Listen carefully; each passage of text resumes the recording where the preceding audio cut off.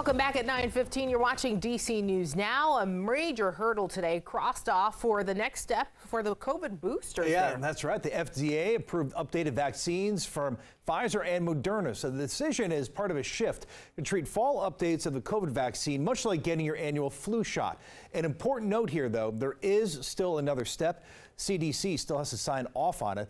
An advisory panel is scheduled to meet and issue a recommendation tomorrow, putting the new boosters on track to be released and ready as early as this week. And it all comes as we're seeing pockets of outbreaks locally, causing one school district to mandate masks when that happens. Yeah, but the big question now, will the new booster help stop the spread? All right, Daniel Hamburg spoke with infectious disease specialists about this. And Daniel, what are they saying tonight? Well, Annalisa and Chris, basically the goal of this booster, according to the doctor I talked with, he says it's not necessarily going to do much when it comes to stopping the spread of infection, but it is important to keep people out of the hospital.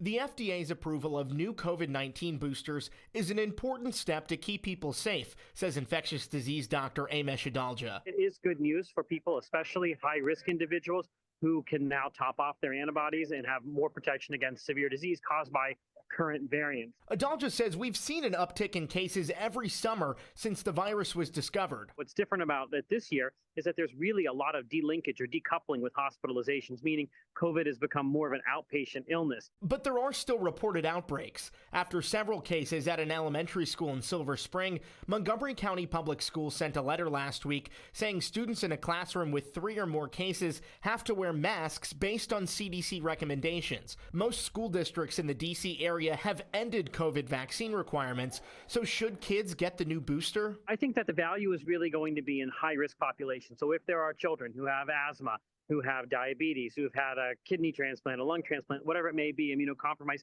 that's where the benefit's really going to be. Adalja says getting a longer-term vaccine to cover all variants will still take several years to develop. These boosters are not necessarily going to do much when it comes to stopping the spread of infection.